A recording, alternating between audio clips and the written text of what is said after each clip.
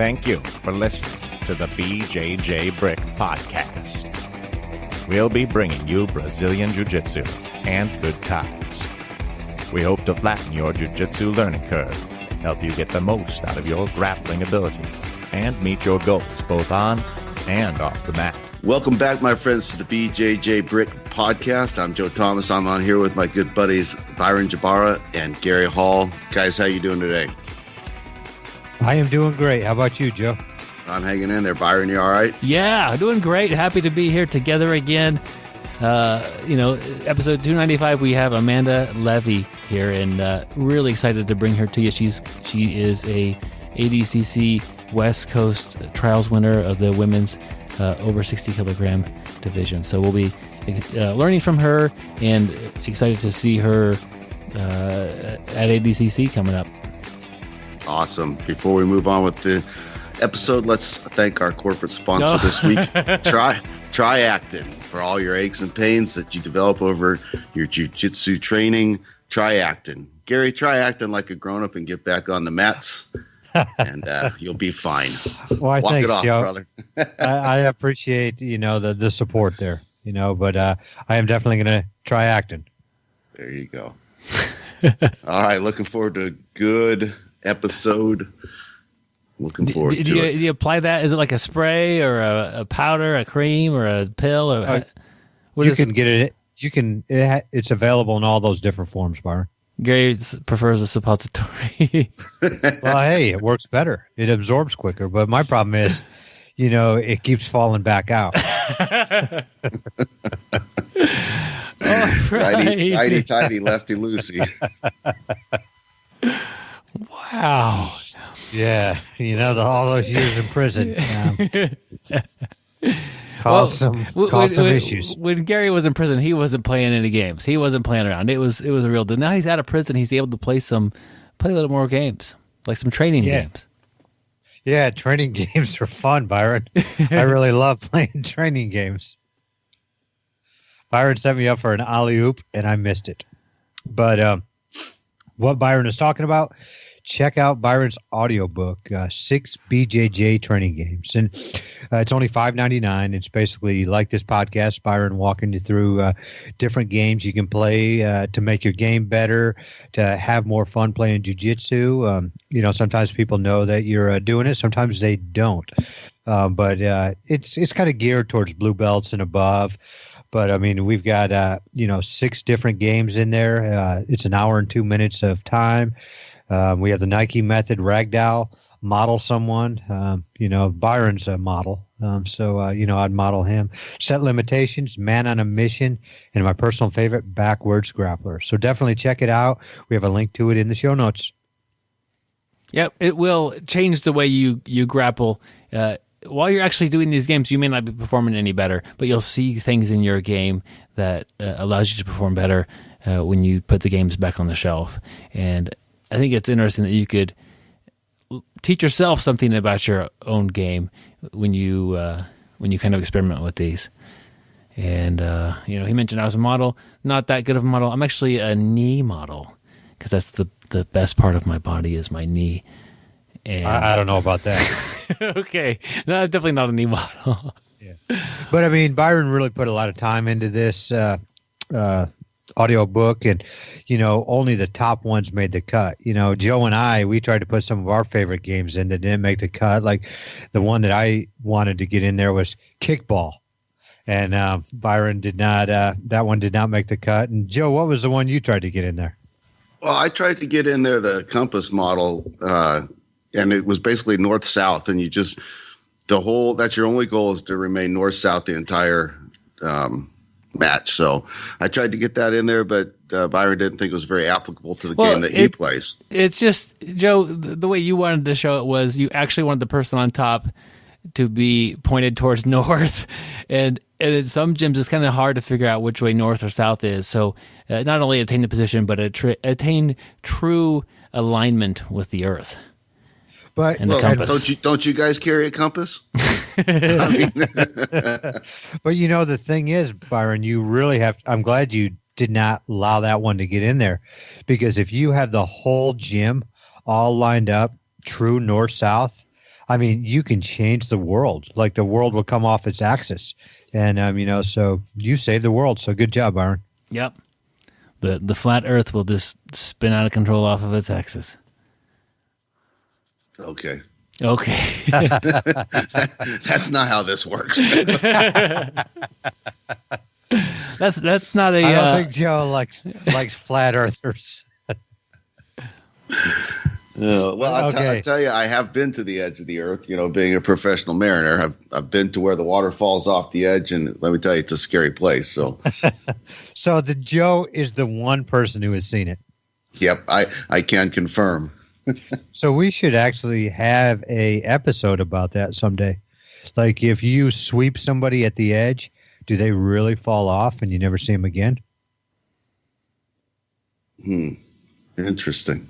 Yeah. Interesting. Have to do some research on that, Gary. So where does the water go wouldn't we run out of water? It makes clouds, Gary. Come on. Gary, think about it. It comes from the sky, it goes to the ocean, it falls off the edge, and then more comes from the sky. I don't know where the more from the sky comes from, but it's just, that's the way it works. Okay. Thanks okay, I get it now. Okay. Thank you, Joe. All right. Before we make our audience any less educated, why don't we have Joe tell an off the mat lesson? Yeah, okay. Some of our off the mat lessons are some life lessons that you learn. It's like almost like an epiphany type of deal, a big moment, like when you pee on an electric fence and you're like, I will never do that again. Because you're not able to. Other life lessons, it's something that we're just continually having to work on, and that's the category that this one falls into. I'll give you the backstory first. When I was younger, I was a commercial fisherman. Did that for about 15 years out of Astoria, Oregon. And as commercial fishermen, we were all self-employed, independently contracted. And one of the requirements was, even for deckhands, is you had to purchase and carry a commercial fishing license. It wasn't a big deal, $100 or something like that, but it was January through December. They were good for it. One year I went fishing in California late November, didn't get back until middle of January, so I hadn't purchased my fishing license for that year yet. And I was on the boat doing some gear work, and the fish cop came by, the game warden, and he's like, I need to see your fishing licenses. I said, I don't have mine yet. Explained to him that I've been in California fishing, just got back to Oregon. And man, he gave me a hard time. And I was a little bit taken back because, this was an annual thing. He'd come around checking everybody's licenses. And usually if somebody hadn't got theirs yet, he said, we'll go run to the fish store, run to the gear store and grab it, and we'll call it good. But man, this guy was giving me a hard time. I told him I'd get it when I could. And a few days later, we went fishing. And when we got back in from fishing, I come climbing up the dock, and there's Jeff Scroop, the fish cop, waiting for me. And he marches up to me and says, you're going to jail. And I said, what? He said, if you don't have your fishing license on you right now, you're going to jail. I'm like, crap. I said, I haven't got it. I said, Jeff, just give me an hour. I said, I'm going to run to the gear store right now. I'll buy the fishing license. I'll come back. And man, he hoot and holler and give me a hard time. Finally, he says, okay, I'll give you an hour. So I ran to the store, got my license, and that got put to bed. But the life lesson is, I told him, I've been too busy. I have not had time to get my fishing license. We got back to California. We've been working on the gear, working on the boat. I just haven't had time. But the truth is, we were on the beach for 4 or 5 days, and I'm sure I went surfing at least once. I'm sure I hung out with my buddies, played pool. I did other things. And the life lesson is, if you don't take responsibility for those kind of choices and you're continually making excuses, you're going to continue to run into these situations where you're not getting stuff done that you need to get done. And how that relates to jiu-jitsu is, I find myself continually in cycles in life where I've got a lot going on and it's hard to get to class. And I need to recognize that if I've only been to class 3 times in the last 2 weeks, I need to recognize that that's my choice. There's always times where I could get a little more work done Monday morning, Tuesday morning, and free up some evenings to go to class. And if I'm responsible for my choices and honest about it, then I won't find myself in that position as often. So that's the life lesson: is don't make excuses, get on the mats, get better at jiu-jitsu. Joe, that actually is my favorite life lesson that we've had so far. And, I think I think everybody goes through that at points. We come up with excuses, not just if we're getting to jiu-jitsu, but in life, like you said, as you're, looking at your, getting your fishing license. You had some time, but you would have rather been at the beach. And it just seems like life, we say we don't have time, but we can always make time. And stuff we put off, there's a good chance you're going to end up getting in trouble. You may get a ticket. You may get put in jail. It just happened to me here not too long ago. I got pulled over for not having my car registered. There's no excuse for it. And I even told the police officer that, hey, it's my fault, and thinking that by taking responsibility that I want to get a ticket. But no, she didn't give me a ticket. She just wrote me up for a misdemeanor. But it was that's actually true, Joe. But break of the law. Yeah, but it all boiled down to I didn't do something simple, and same thing with your story. But no excuses. We can find time. So if you really want to get on the mat, you can find time to get on it.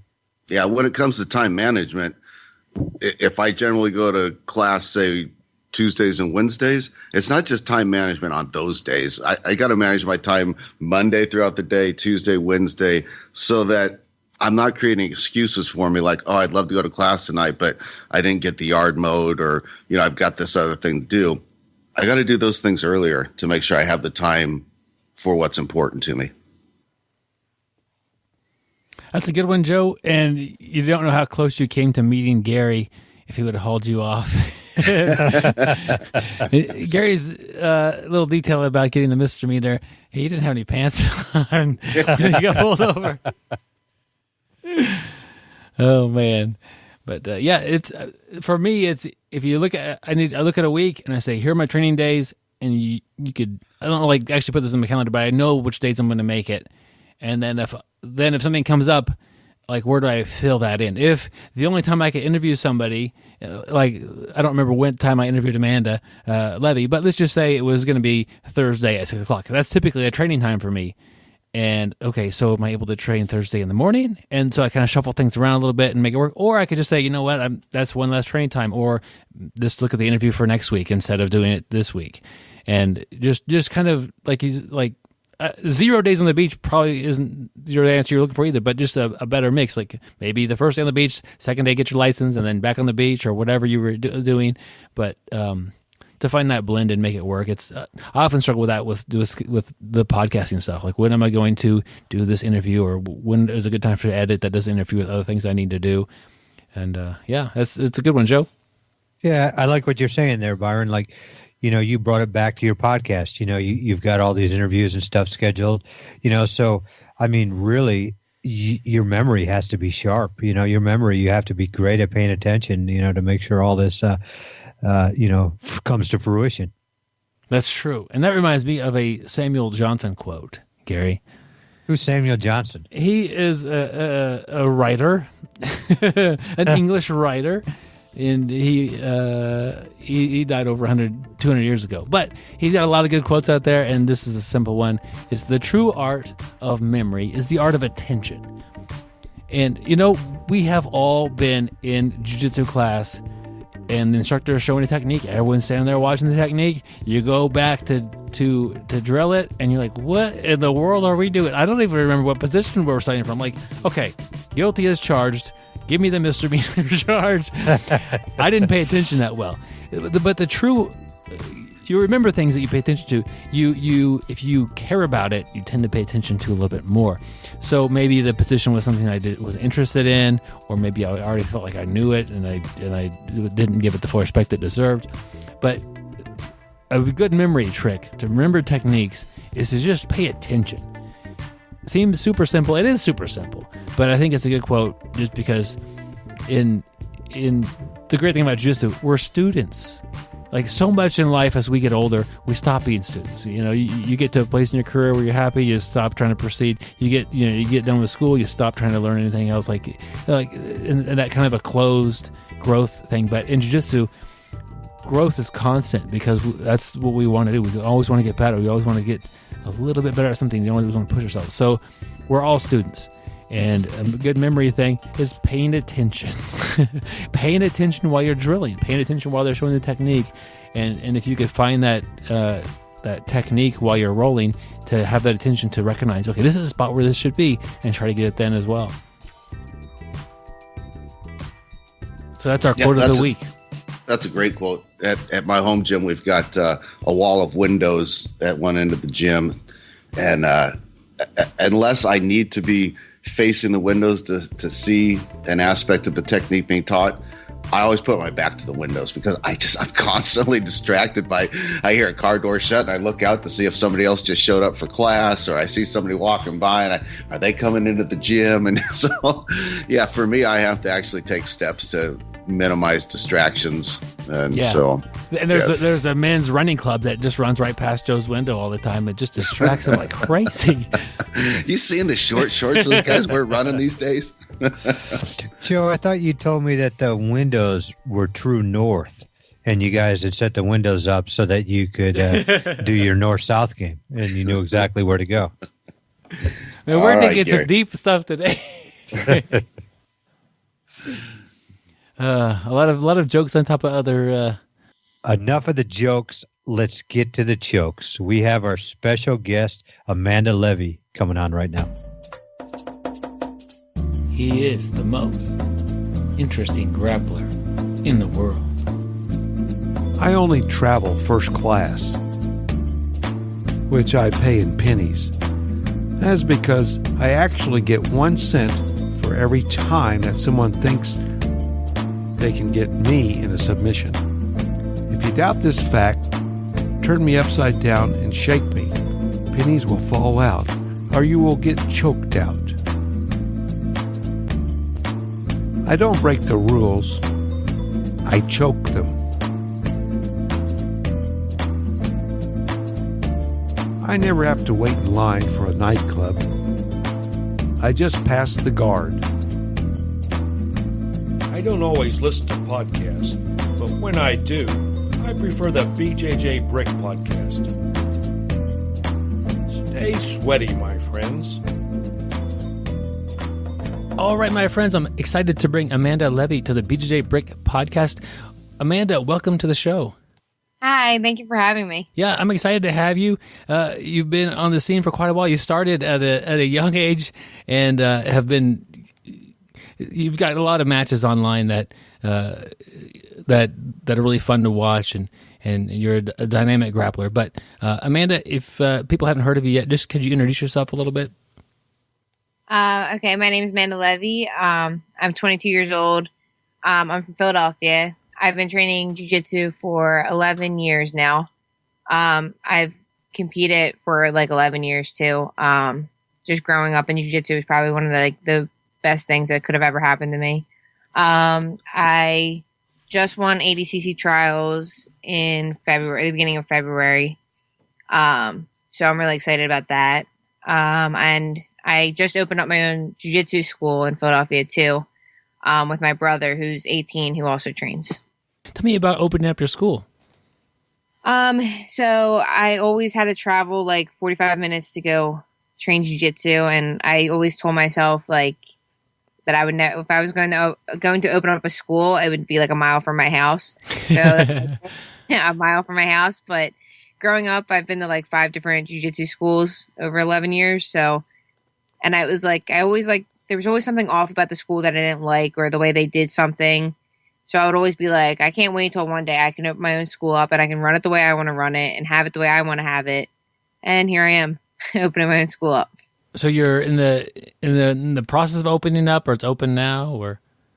It's open now. It's been open for 2 months now. Cool. And just to let everybody know, we're talking in early March, and this will air in early April. So just a little bit heads up, it's been open for a little bit. So what was that like, finding the gym and opening that up and that sort of thing? It was really fun. I mean, it was a pain in the butt because Philadelphia with all their like permits and all that crap was terrible. But it's like it's been a fun ride so far. Like really good people and stuff like that. So I'm excited to get my kids competing and stuff like that. Tell us a little bit about your grappling style, gi or no gi, or what some of your favorite techniques. Yeah, so I'm more of a no-gi person. When I was younger, I'd always go back and forth like gi, no-gi, but now I'm just full on no-gi. That's where I think the most exciting matches are, personally, because, you know, it's more scrambles and stuff like that. But I have a very basic game. I'm not really into like the fancy stuff. I have like 2 fancy moves that I do that are pretty highly effective, like the spinning armor that I won ADCC Trials with, and like a rolling Kimura. And those are my 2 fancy moves, and everything else is pretty basic to the script. It's like funny though, because my brother grew up like learning all like the new advanced leg locks kind of stuff. Like he started later than I did. So he's only been training for like 5 years now. But when leg locks were becoming like the big thing, like that's when he started training. So his game is all like the new school stuff, and I'm very basic old school game. But I think it's really effective, so it works for me. So I think that's a common thing for people to like your brother's doing is kind of branch off and look at something that's a little different. But you've had a lot of success with the basics. So if you have students who are people out there listening to you talk about like, you know, just the basics working, and they are sometimes a little frustrating because everybody knows, you know, okay, she's going to do a guillotine. Everybody knows that what it's going to look like and how it's going to go. Like there's not a whole lot of like confusion in the person's head that you're competing against. How what advice do you have to somebody? Because I fully believe like the basics are phenomenal, and to see them work it's really amazing. But it for students sometimes it's frustrating to learn something that everybody knows how to counter and everybody knows how to set it up. What advice do you have for somebody who's trying to learn the basics and get a game similar to yours? It's all about like, you know, tying things together at the end of the day for me. So, and like my game's pretty basic, but I do, a lot of things good with like tying, if plan A doesn't work, plan B doesn't work, plan C, go back to plan A. Like I like to make things like kind of connect, which is basically the whole jiu-jitsu game. But I just, you know, that's what I find so fascinating about the jiu-jitsu game is that, you know, all these things working together to like the average person, it looks like a mess, but you know, if you actually get into like the details of it, it's so like specific and stuff like that. So I just say working on, you know, connecting things together probably would be the key to the success for me. Yeah, that's a great piece of advice there. And you know, the better you get at each individual thing, for me it seems like the easier it is to connect with something else. The more you understand about the Kimura, the easier it is to chain on something after that. Yep, exactly. So you prefer no-gi now. When did that? Have you always kind of preferred no-gi, or did you ever, you know, when you were? I guess you've been competing the whole time you've been training, but did you ever have a preference I guess when did that change?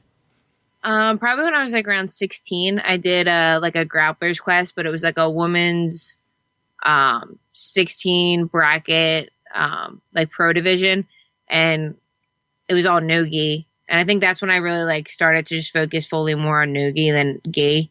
And gi kind of really wasn't in the picture anymore for me because all these big tournaments now, you know, the prize money and all that stuff is usually no-gi. You don't really see prize money for gi and stuff like that. So I think that's when I probably started to transition, was when they became more like prominent with the rewards and stuff for no-gi matches. And I started getting into that. Yeah, that was a big tournament, that bracket. You've competed some against men as well. Tell us a little bit about that. Yeah, so there was like one tournament where I had to go into like the men's division. I think it was actually gi. Yeah. But yeah, it was good. It was like blue belt division. I was a blue belt. I think I won one match. I don't even remember. But I know I won one match, and I think it's on YouTube. And I went against, but I've always competed against boys, so it wasn't anything new to me. Like even my first jiu-jitsu class, like I grew up training with grown men. And I was the only kid and the only girl in the class full of men, like adult men. So it wasn't anything like out of the ordinary for me. So I wasn't really like that, intimidated or ever intimidated. Because again, like I constantly competed against boys. I constantly was training with men. So it wasn't anything, different. Now you go to tournaments and you see all these little girls and I'm like, geez, where were all you guys when I was, 11? But I say that, but I really didn't want them because going against the boys has made, my game 1,000 times better in general. So I think I've had the advantage of, having to compete against boys has given me an advantage, with my jiu-jitsu now. Yeah. So what was that like? I mean, I can't imagine being, I guess I literally can't imagine being an 11-year-old girl, but like you're going to the jiu-jitsu class and it's all guys and there's not even any other kids. Was it hard to get you motivated, or was it a fun activity and everybody treated you nicely and worked with you? They were all like my older brothers to me. Like every school I've went to, they all treated me like a little sister. So it was always fun for me.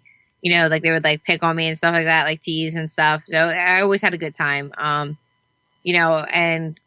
they always like made me feel welcomed. I never ever did not feel welcome at a school, because I was a girl or anything like that.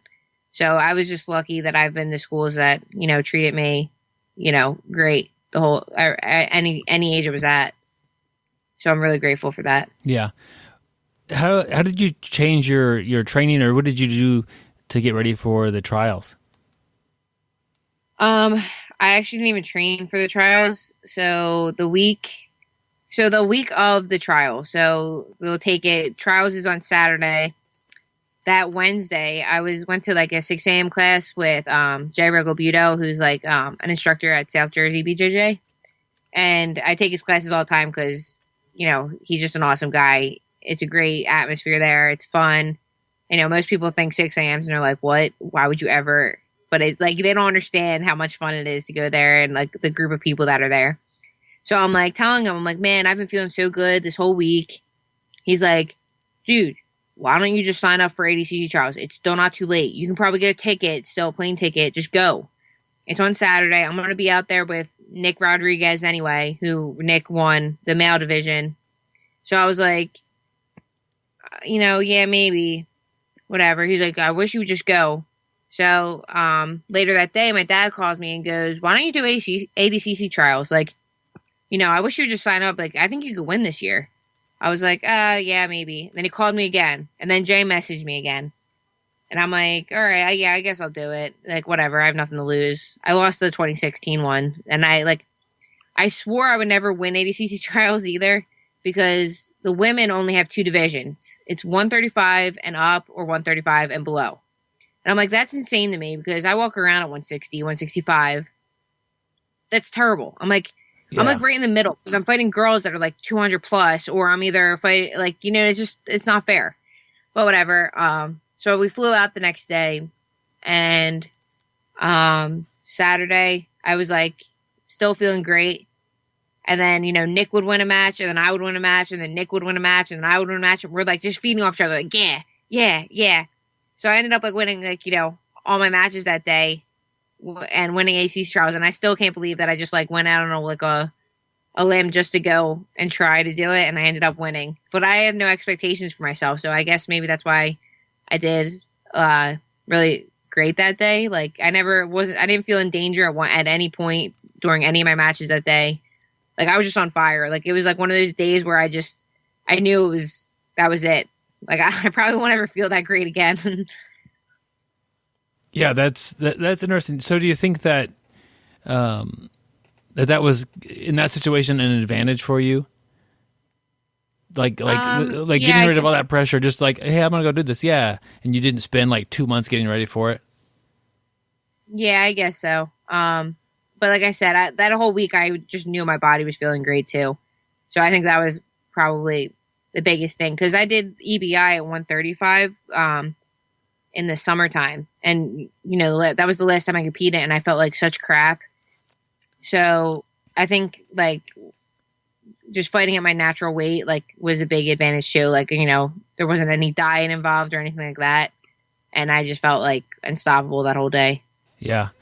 So the only 2 weight classes, that is a bit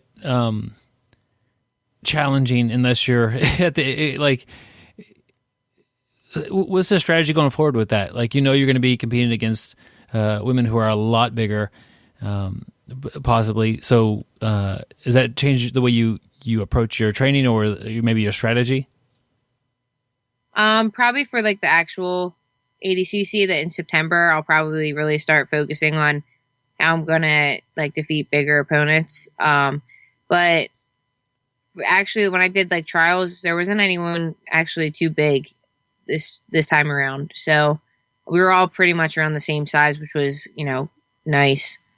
But for ADCC, I'll probably definitely start, to focus, my attention on, what I'm going to do against a bigger opponent. Like if I have to go against like Gabby Garcia or something. Yeah. So, and that is a crazy match to hit. Like thinking about that now, I mean, how do you grapple somebody that much bigger and stronger? Any ideas? Just thinking, I know you haven't had time to think about it and strategize, but anything coming to your mind? I'm sure you've thought about competing against her. Yeah, it's really weird for me because like I remember being like a little younger and like Gabby Garcia was like still such like a big name for like jiu-jitsu, especially for a girl, like for women. And I would always like, now that my name's in the same bracket as her, it's like so like surreal to me. Like I still can't get over it. But I would think I might just try to tire her out, like, until I don't even know. Yeah, that's not a bad, like, push the pace, keep making scrambles, make her work harder than she's used to, avoiding pressure, avoiding getting stuck in a position. And, that's that. I mean, you could see that happening if it's the last couple minutes of a match and you're sitting in there looking fresh and she's sitting there looking tired. Like, go Amanda, like that's a time when something's gonna change. And, that's a valid strategy, and it's been used before in the past against other, mismatch of size people. Typically, when you're that big, you don't usually have a lot of long matches, or you don't usually you can usually dictate the pace somewhat, and you don't usually pick a high pace. So if somebody could focus on techniques or positions that use a lot of energy for both people, the smaller person a lot of times will come out on top of that. Yep, exactly. That's interesting, and I know we're all looking forward to seeing you compete at ADCC. And so when you said you basically train only nogi now anyway? Yep, yeah. Okay. I'm not really into like it's funny though, because like when I do training gi on the like a rare occasion, I feel like I like kill people because I get grips. And I feel like I don't know. I just, how that people always be like, oh, your gi game helps your nogi game. And I'm like, I never understood that. And then now I get it. If I can only see it works if like your nogi game helping your gi game. Because I swear, once I get grips in gi, I feel like, an animal. Like I'm like, oh, yeah, I'm passing your guard easy. I'm doing but I don't know. Yeah. I'm someone who trains both, and for sure, if if you could pressure and smash me without the gi, the pressure's gonna be twice as much with the gi on. If you could, it's so much harder to escape things as well with that gi on. So if you're setting up your submissions, it's so hard to escape things with the gi on, and so you're used to doing it all with a slippery surface and all that sort of thing, and working in that. So yeah, there's definitely, it's just interesting to kind of change back and forth. So at your school for like the students, it's all no gi? No, I have like 2 gi classes. So we're open 7 days a week, and then 2 of the days are gi. Okay, and do you have? Tell me a little bit about that. You open 7 days a week. What kind of a schedule do you guys run? We usually have like night classes, Monday to Friday. And then Saturday, Sunday are morning classes.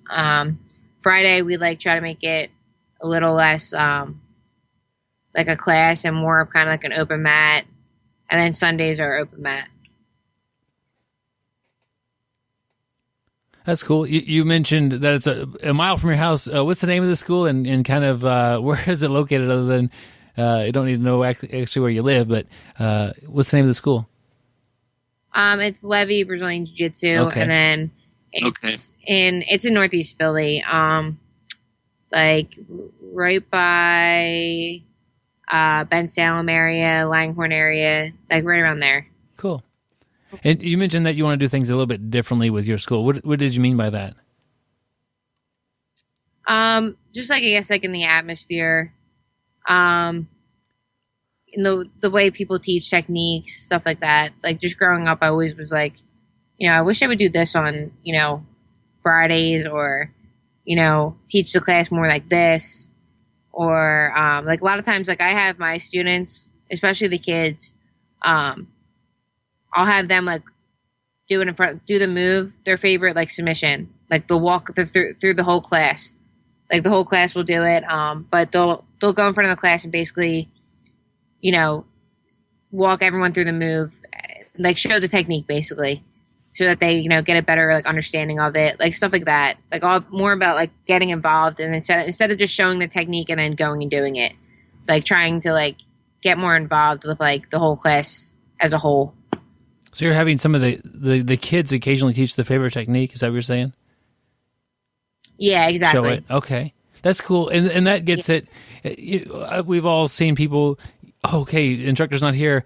I guess I'll show something, and then it's a really difficult thing to do because they've trained for 5 years or whatever, but they haven't taught a technique ever, to a classroom. And so getting that done, kids is awesome. But really, anytime someone wants to show something, it's good for them to share it with the class, but it also teaches them how to teach. And we're all going to be teaching somebody something. Maybe it's jiu-jitsu in the future, or maybe it's teaching somebody, at work, like you're training them to do a skill or something like that. But learning how to teach something, learning, hey, here's how you hold their arm, and showing them kind of what the main points are, and seeing it from their perspective, and then looking at them making mistakes, and okay, let's get back and hold their arm like this. Remember, guys, this is important. Like, that's an important skill that people don't necessarily go to jiu-jitsu to learn, but it sounds like they're going to be learning in your class regardless whether they realize it or not. Yep. So how does that work? Do you see a student doing well with a particular technique and you say, hey, next week I want you to show that? Or do you just kind of pick them at the beginning of the class and say, will you show your arm bar? I think you're doing great with it. How do you pick that person? So usually like on Fridays and Sundays, like we do more of an open match. So like the first half hour, we usually just do like a simple technique. Then the second half hour is more just like rolling and stuff. So like the first half hour, I'll just pick anybody. Well, I'll ask the class, I'll be like, who wants to show, their favorite submission today? And then, they'll raise their hand. I'll bring them out to the front of the class and I'll say, okay, explain it to us detail by detail. Give me what you got, basically. And then they explain it. And then I'll say something, if they miss something, or if they have to, move this over there, like stuff like that. And then I'll just critique it as they show it. And then we'll break up everybody, and then everyone will go do it. I'll bring them back to the center. I'll be like, okay, who wants to show their favorite, mount escape? Walk me through it. So we kind of do like more of like that kind of thing. That's cool. And I think that does help them. They always say when you teach something, you kind of learn a little bit about it because you have to slow it down and really think about each movement and why it's important. Yeah, exactly. I think it's like I never realized the things that I did until I started teaching. So that's why I wanted to like kind of do it for my students too, because just from the past 2 months of teaching in general, I feel like my knowledge of jiu-jitsu and the way I do things now are like completely different. Like it's just like such an eye opener for me that I want like my students to get that like firsthand right off the bat kind of deal.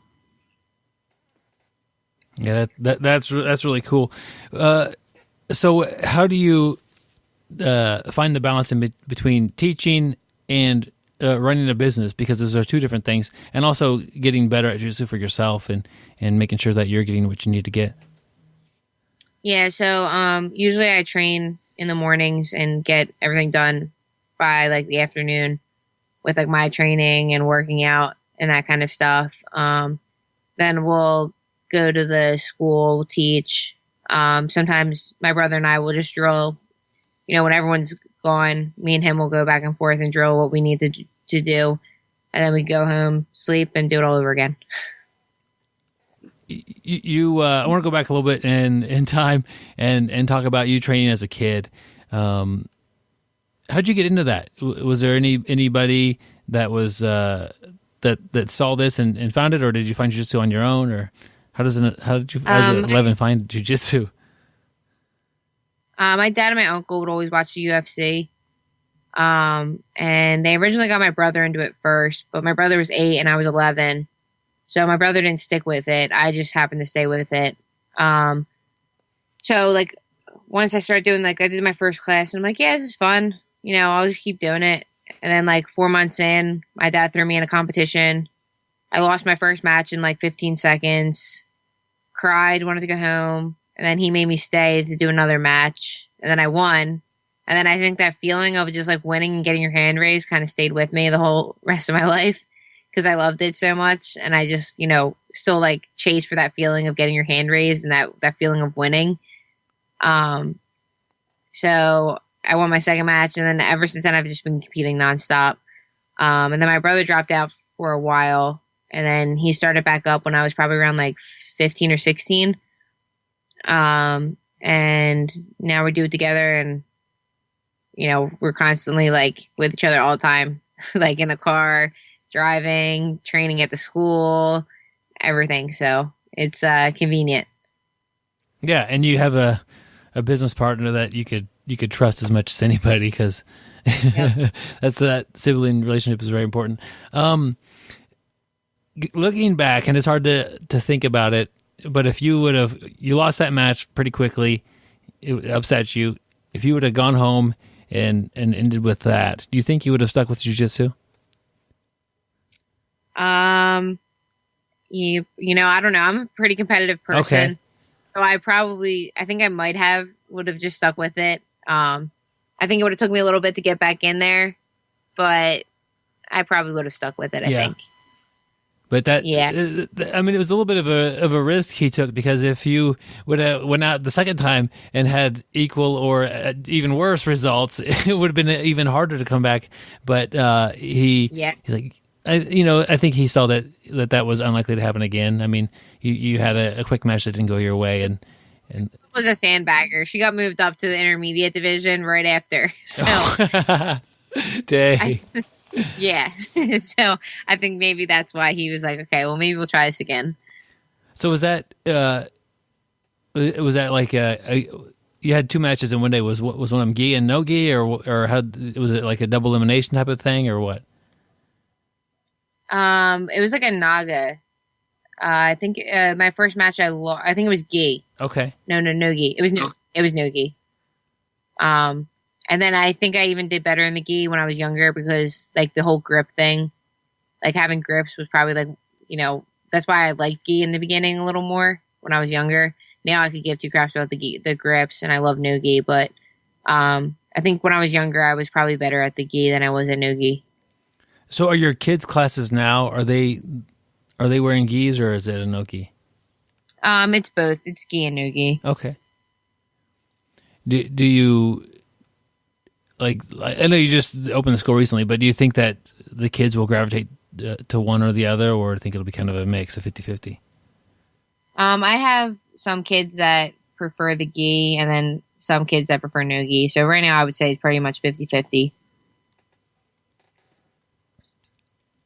So your dad was kind of pushing you a little bit there to compete again, and he kind of got you into it. Was that like a constant theme with your jiu-jitsu, and was he always there for you?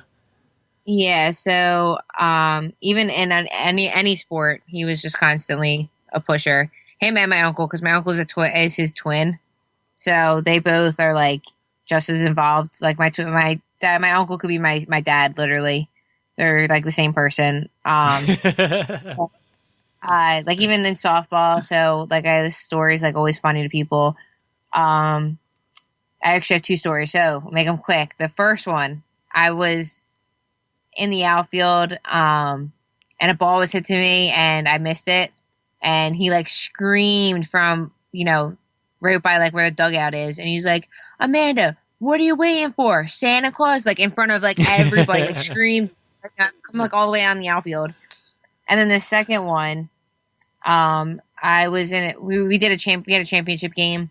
I pitched, he always put me in like the pressure positions, like you name it. Like he tried to get me like to feel the most pressure. Like he always was like, that was his goal, was like to, try to constantly put me in the best position, where like the worst pressure comes in. So like I had a great game that game actually, but we ended up getting second place. So of course they gave out like second place trophies, right? So in front of like the whole team, after we all get our trophies, everyone's like, oh, let's go get pizza. Let's go get this. My dad's like, we're going home. He's like, throw the trophy out in the trash. Like it's right next to the dugout. And all the parents are like looking at him, and all the kids just watched me put this second place trophy in the trash, and then we went home. That sounds pretty tough. Yeah. Yep, he doesn't mess around. No second place here. Do you think, like, that approach, maybe it works well with you, but do you think that's a thing that would work with most kids, or does it take a special kid to push like that? Yeah, I don't know. Yeah. I think it depends on the person. Like I was just always a competitive kid, so I was able to take like the heat and stuff like that. And it depends too. Like I always took everything serious, like when it came to sports, because I was always like an athlete growing up. Some kids are just out to have fun, and that definitely wasn't what I was out there for. I was out there to win. So I guess it's like depends on the kid and the seriousness of how you're taking the sport.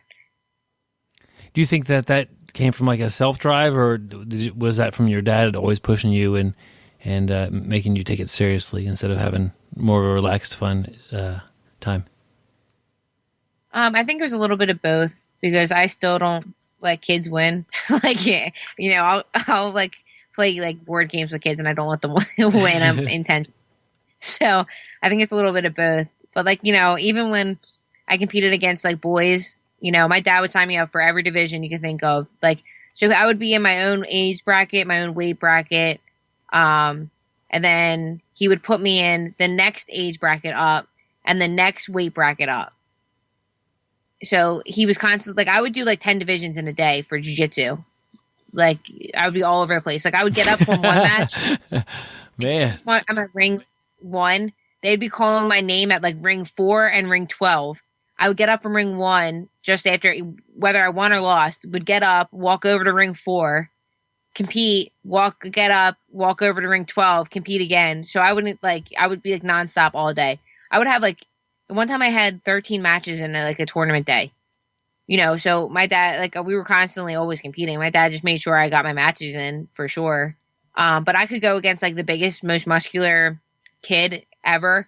And if I lost, my dad would be behind that ref's table, like shaking his head, like in disappointment. I'm like, I'm supposed to lose. But, it definitely made me more mentally tough and definitely made me a better grappler as a whole. Does your dad train jiu-jitsu? No, he doesn't. Why not? He talks the talk. Like he talks like you would think he trains jiu-jitsu, but he doesn't. Why, he has a bad knee. Okay. That he from football. He like when he was playing when he was younger, and he just busted his knee, and ever since then he just never played any sports in general. Yeah. A lot of us that train jiu-jitsu have bad knees. You should get him on the mats there. His daughter and son just opened up a gym. Yep. I think maybe a lot of times, because with guys, and he sounds like a very competitive guy, it's not fun if you're not really good at it. And if he could separate the two and just go in there and enjoy spending time with his daughter and his son and learning jiu-jitsu and not worrying about having a daughter that could choke him out at any point in time, like I think maybe he would enjoy it. But it's a little bit weird to have like a parent putting a kid in a bunch of divisions and having them never grapples anybody who's 40 pounds heavier. You know, like you're saying, you're grappling these kids that are way stronger and heavier than you. I thought maybe he also had grappled. No, he loves the sport, but he's just not for him, I guess. Yeah. That's interesting. Yeah. So is your brother one of your main training partners? Yeah. I mean, we drill on each other. I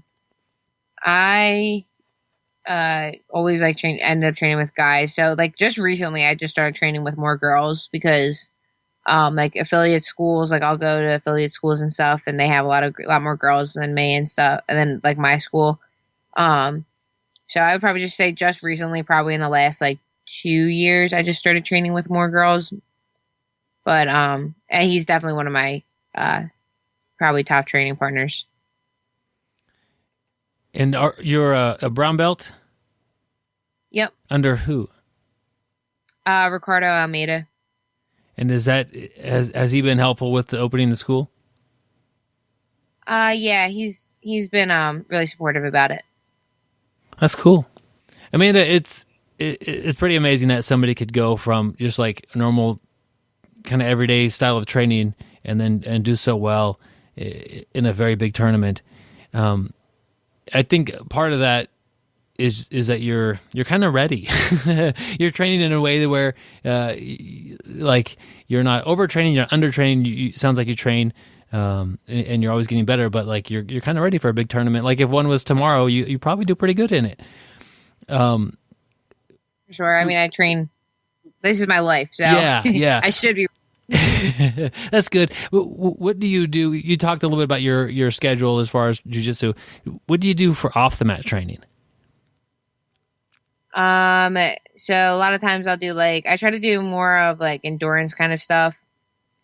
Whether it's like running for endurance or like lifting for endurance. I really don't lift heavy stuff. Like, you know, you see a lot of people like deadlifting and, you know, squatting like massive amount of weights. Like I do more for reps with everything because I try to make, you know, again, I try to do like more the endurance route, you know, but I'm also starting to train for MMA too. So ADCC Trials was kind of like the last like thing for me that I was going to be like, okay, this is the last kind of jiu-jitsu thing that I want to like try to really like focus on because I really want to focus more on MMA after this whole ADCC thing is over.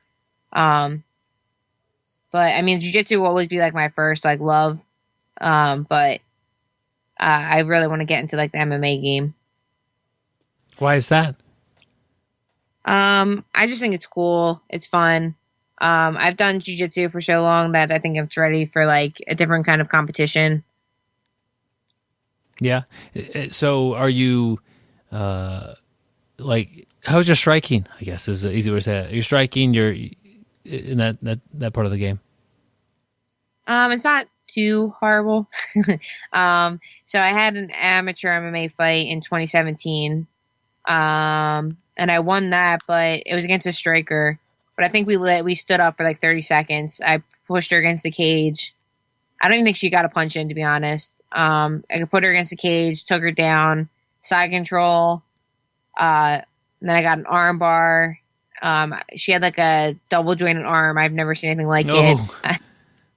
I ended up locking up a triangle instead, like sitting back and letting her come up to a triangle and finishing with the triangle in like 2 minutes. And then after EBI, so like the last, when was it? In like June, I had my first amateur boxing match and I won that. And then I did a kickboxing match in July and I won that too. So it's good enough to win an amateur match in both. So I think I'm okay. Yeah, that's cool. Are you teaching any MMA stuff at your gym or not yet? I want to eventually go that route, but I want to kind of accomplish my stuff in MMA first before I go and teach it at my school.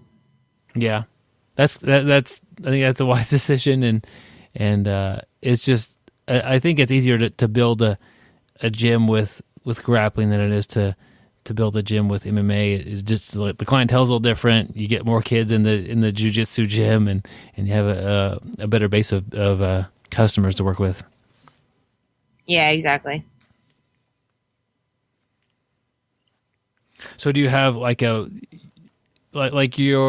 vision of MMA? Do you have an overall goal, or do you just want to get in there and see what it's like and do the best you can for a while? Or do you have a long-term idea? I actually have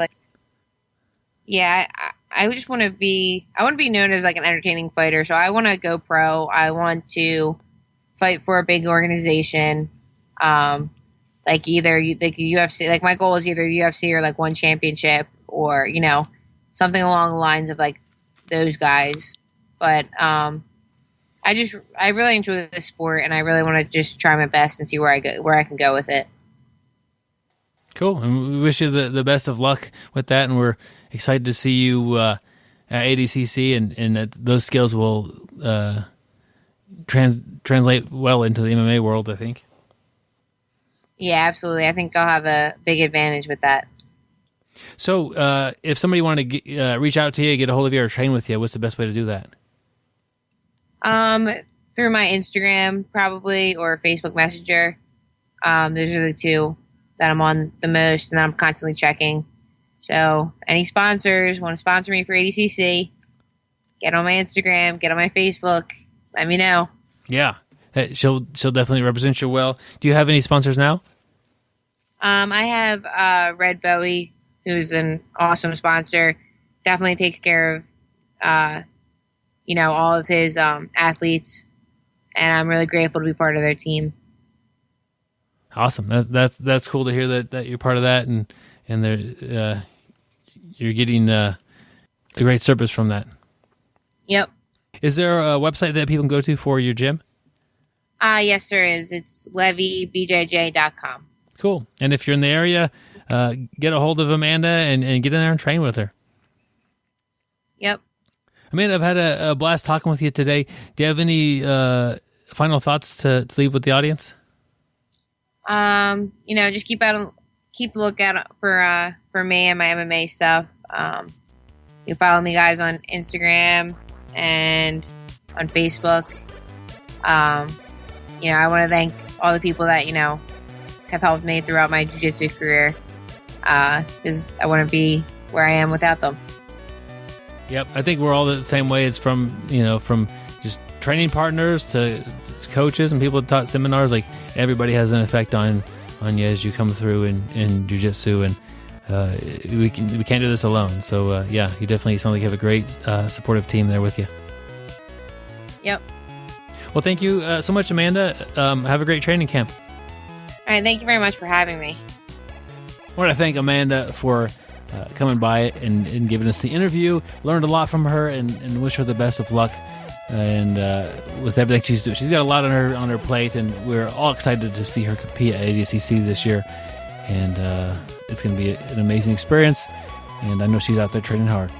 And if you think that you have a friend or a teammate that would be interested in hearing this interview with Amanda, share the podcast with them. That's really one of the driving things behind the growth of any podcast. If you enjoy it, tell somebody, hey, I just listened to this podcast.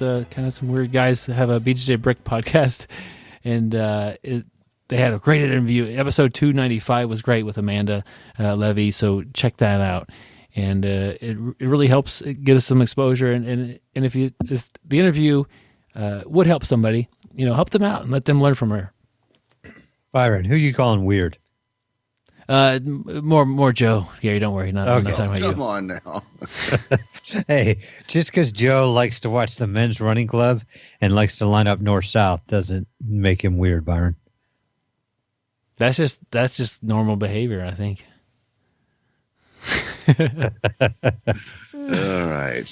All right.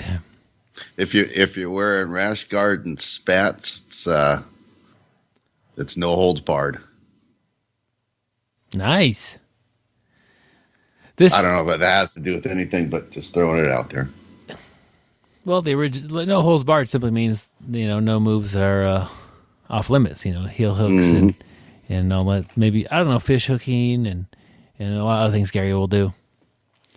We don't need to go down the list. The list is too long. But we do have an article this week, and it's the benefits of recreational sports on adults.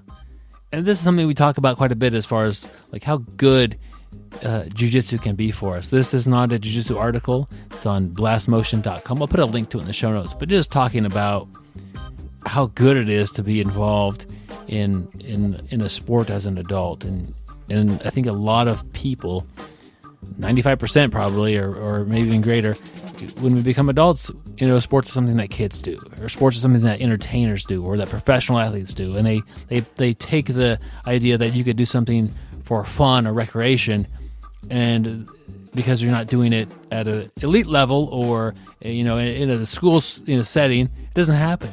And I think that's an unfortunate thing that happens in the world today. So we in jiu-jitsu know the benefits of recreational sports, but it's kind of fun to highlight them and talk about a few of them that we see in this article. Something I came away from the article with, this isn't really a comment on the article itself or the content of it, but I guess I buy into everything in the article. And I know a lot of people can only make it to class a couple times a week, and they would like to get more exercise than that, and they supplement their jiu-jitsu with weightlifting or some other things, maybe running. And if you really enjoy those things, then that's great. Go for it. But another option is to consider adding another team sport for supplemental training. I know Gary plays basketball, and that's a great cardiovascular activity. Would definitely help with your jiu-jitsu, but also it adds some of the other benefits that this article is talking about, the social environment that it's creating. And you may be more likely to stick with playing basketball a couple times a week than you would with running because of that social environment. So, yeah, if you're looking to supplement your jiu-jitsu, you might want to consider adding a day of basketball or some racquetball, something like that, where you're hanging out with other people and you've got that aspect of it as well. I really like that, Joe. With the team sports, that you better chance that you might stick with it because you get that social aspect. You show up to play racquetball, you go at it with your buddy and you're playing, and afterwards you're talking and having fun, and you'll probably spend almost as much time afterwards just talking, and not just about the racquetball game but other stuff too as you did playing by the time it's done. But I think the psychological bonuses are great. You don't want to let your team down, and let's just say you are playing a recreational sport, which let's just take jiu-jitsu. You want to show up. Nice choice, Gary. I like that one. Yeah. But you don't want to let your teammates down.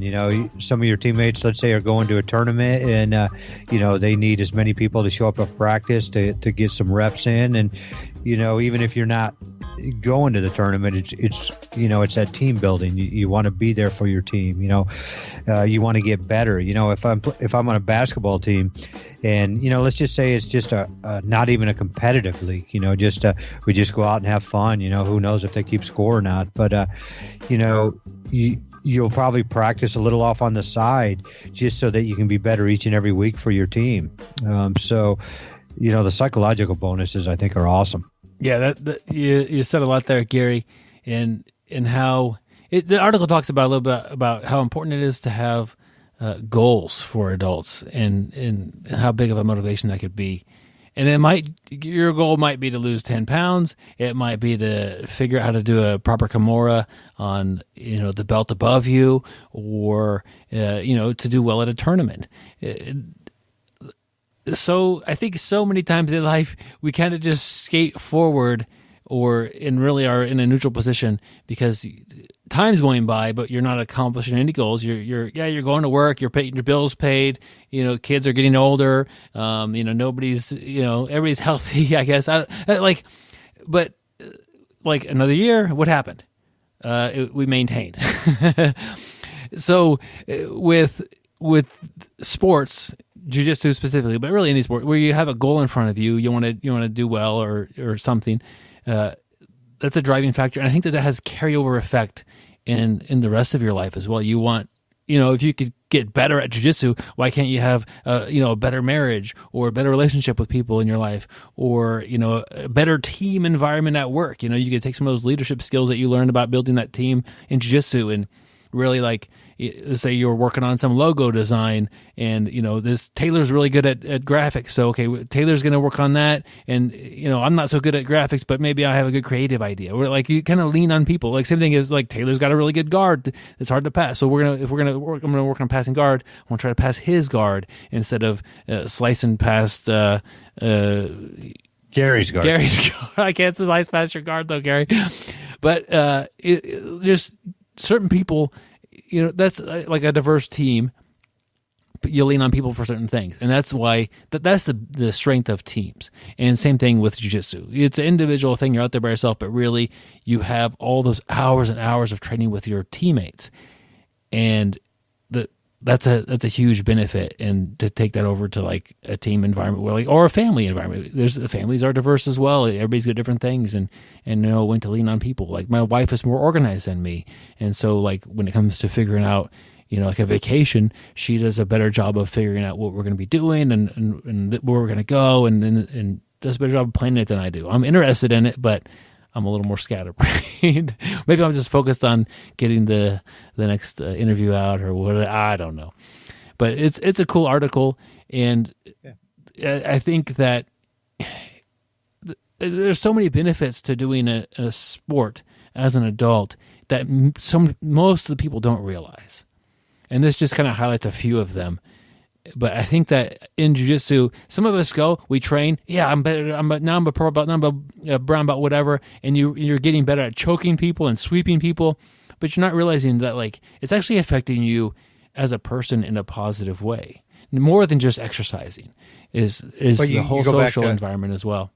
Yeah, and even besides the social environment, you go back to the goals like you were talking about. Goals are important, and, hey, maybe I can choke more people this week or something of that sort. But, the goals, even if you don't set them out, they're in your head, that you are getting better, that you want to be able to do this. And, I know Joe and I were talking about, the time I took you to play basketball. And, you got dunked on so many times the first time we played basketball that you set the goal that you only wanted to get dunked on 10 times the next time you played. And it was great because the next time you played, you only did get dunked on 10 times. Well, then I quit. I walked off the court. Yeah, but it was great. I mean, you set a goal for yourself, and, you did well. But the crazy thing is we were playing in the under 5 foot league, and you still got dunked on that many times. Well, there's also an age cap that I had deceived everybody with as well. Cheater. But just not that good at basketball, Gary. That's all there is to it. Well, yeah, we can tell. We should play a little game of basketball, Gary, and you could school me, and then he'll hook me. I would probably be going down the lane, and you would pull guard, and he'll hook me. Got to do something, Gary. I'm out of options, but but we obviously this is a jiu-jitsu podcast. If you, not it's strange, but I do know that the people that listen to this podcast, they don't actually train. Either they trained for a little while and they kind of got away from it and now they're listening, or they want to train but they maybe live in a place where there's not a school or something like that. But like, find a activity, a recreational sport, and get into that. That's a great way to exercise and to kind of get a lot of the great benefits that jiu-jitsu brings. So same thing. If you want to quit jiu-jitsu, like, hey, it's not fun anymore, I don't enjoy it, I've kind of lost the passion for it. Well, before you quit, find the replacement. And I don't know what that would be, because jiu-jitsu is so great. but kind of shop around and see what's, see if there's any little leagues in your community that group of adults get together and do some sort of a sport. Find that replacement. That way you don't go from jiu-jitsu to 7 years of nothing and then try to find something else. Like, make the transition a good one for yourself, because jiu-jitsu is great. There's so many benefits, but to do nothing is far worse than to just, play frisbee golf or racquetball or whatever. Find something. Yeah, and like you said, if you really do feel like you're going to quit jiu-jitsu, let's go back to our sponsor. try acting like a jiu-jitsu player and stay there. So, that's brought to you by our sponsor. All right. Smooth, Gary. Good one. Always got to get our sponsor in. Yep. If you want to try acting like one of the biggest BjjBrick supporting fans, you can go to Patreon and support us there. What Patreon is, it's a website that helps content producers like podcasters. And most people go on and they'll pledge like $1 per episode. So at the end of the month, if there's 4 episodes, you've pledged $4 and it charges basically a credit card. It's a pretty simple process. Hopefully not a ton of money. If any reason that you can't afford that and go to jiu-jitsu classes, go to jiu-jitsu classes instead. But we don't have hundreds of Patreon supporters. I don't think we have we probably have around 30 or 40. I should count them up. It is so each person that we get on Patreon is a big deal to us. It really is. I know people think that this is some major, huge production and we have all these resources. Our Patreon supporters are a major source of keeping this podcast going and trying to help us get to become a bigger and better thing. Our 2 newest Patreon supporters are Gerald and Allison. Thank you guys so much for signing up on Patreon and pledging to support the show. If you do that, like Gerald and Allison have done, I will mail you out a 5-inch BjjBrick gi patch and a BjjBrick sticker as tokens of our appreciation for supporting the podcast. And if you're on Facebook, you're invited to join our private Facebook group. Send me an email at bjjbrick@gmail.com with your Facebook profile link, and I'll get you added as a friend. And then from there, I could add you to the private Facebook group. And sometimes we'll talk about stuff, podcast related, or if you want to talk a little trash about Joe or Gary or myself, that's an easy place to do it. So thank you guys for the support on Patreon. You really, we couldn't be doing this without the help that we do have on Patreon. So we starting a little Q&A section of the podcast here. We're going to plug it in at the end here. I don't think it'll be anything majorly intense or crazy. A couple minutes here to answer a question or two. And this week is just a frequently asked question: is what's the best place to purchase a gi? And this I'm taking this from the perspective of, I guess, a new person. And any thoughts on that one, guys? I don't think you can go down to the local sporting goods store. I don't think you can go to Academy Sports or Dick's Sporting Goods. And, I've looked. I don't see gis in there. I went to Target, Walmart in the sporting goods section. So I'm kind of in the same boat. Where do you purchase a gi, Byron or Joe? Well, I guess the only answer left is the interwebs, or the intranet, or whatever the kids are calling that thing these days. I hate to plug any particular business, but I don't think you can go wrong with BJJ HQ, BJJ headquarters. Either of you guys ever shop there? I never have, but I've heard good things about it.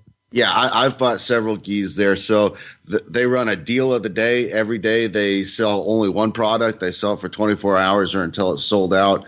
And sometimes it's a rash guard or sometimes it's defense soap. But they'll sell 2 or 3 gis a week, and they're generally from the $70, $80 price range up to $150 or so, which, as anybody knows, or not as anybody knows, but if you've been shopping for gis, you would know that that's a really good deal for quality gis.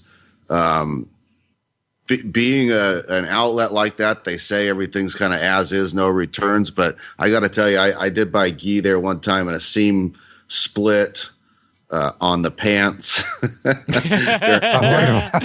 Must have been down by the ankles. Exactly, Gary. During training. And I knew what their policy was, but I took a shot at it. I called them up, and they said, well, let us get with the manufacturer of that product and see if they can help. And they sent me another pair of pants, which held up fine. And so I've had good experience with them. So that's my first suggestion. Okay, I got a different one. It's let me go back to BJJ HQ real quick. It's I just pulled them up, and like you said, Joe, they have a gi on sale right now for $89 with only $5 shipping. So great price. And but hey, one thing I've seen Joe do before is Joe, if something is really, that he thinks a lot of people want to do, I've seen him share, what's the deal for the day on Facebook. And so, yeah, if you do go on there and you see something great, share it on Facebook to your other jiu-jitsu pals. They'll probably be happy. So BJJ HQ, we're not plugging them, but, a great company. But go ahead with yours, Byron. Yeah, that is a good one as an option. I would, if you are new, one thing that I would recommend is see if your school has a gi that they sell. And that's a way to kind of join the team. Like, it's nice to not be told you have to wear our gi. Some schools do that, and if that's the way it is, if you want to train there, buy their gi. It's pretty simple. But if the coach is selling gis, usually they could buy them in bulk. A lot of them aren't trying to make, maybe they make a few dollars off of each gi. Maybe they break even. They do it as a service to their students. Get a feel for that. If you're buying a gi through your coach and it's $200 or $250, okay, that might be more than you want to spend on your first gi. But ask the coach. And then another option is, especially with that type of a gi where they might be having them, they might have them there. You could put it on, try it on, and kind of get some help and some guidance from some of the teammates or maybe the coach as far as what actually fits you. And if I think that's a pretty good way to start. And another way is go in and just ask people, what size gi do you wear, or what do you recommend? And that way you could maybe, I recommend doing it before class and after, because the gis will be sweaty. But maybe somebody say, hey, how's that gi fit? I'll literally take it off my back and try it on. Before we start training, it's not sweaty.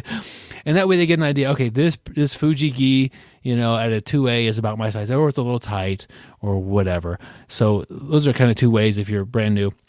They do a good job of, like, I'm looking at BJHQ as well, and they have, sizes, and they have height and weight recommendations by those. So that's pretty helpful, and those are usually pretty accurate. I've never had a huge problem with getting the proper size for a gi. If you have kind of a unique size, you might, I know that I can't think of any offhand that really specialize in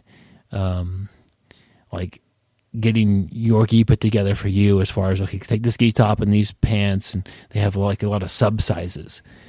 Origin does, Byron. Okay, Origin's good at that. Origin DeFirma gi does that as well. And DeFirma, yeah, those are the two that would come to mind. Origin does your pants almost like custom. They do it by inseam and circumference of your waist, and then you specify if you like a tailored fit or a loose fit. And so, yeah, if, like Byron said, if you have a unique body type or are very picky about the way things fit, seek out some brands that have lots of sizing options. Yeah, Joe knows about that, because he has to get. The crotch is just too baggy all the time. Yeah, blowing them seams out. There's just too much room in the crotch, and then just tight in other areas. Too tight around the ankles. But the positive things about having cankles like Joe does, he's hard to ankle lock. Yeah. Got to do like an RNC style. So that was our little question. If you have a question you want us to answer that's more specific to you, send it to BjjBrick@gmail.com, or you could message it to our Facebook fan page, and we'll get it in the queue, and we'd like to answer that for you, and hopefully everybody could learn from it. Stay sweaty, my friends. And don't forget to shower. Train hard, train smart, get better, guys. We'll see you on the mats. Thank you for listening. I hope you find the time today to roll. After all, the best way to get better at Brazilian Jiu-Jitsu is to do Brazilian Jiu-Jitsu.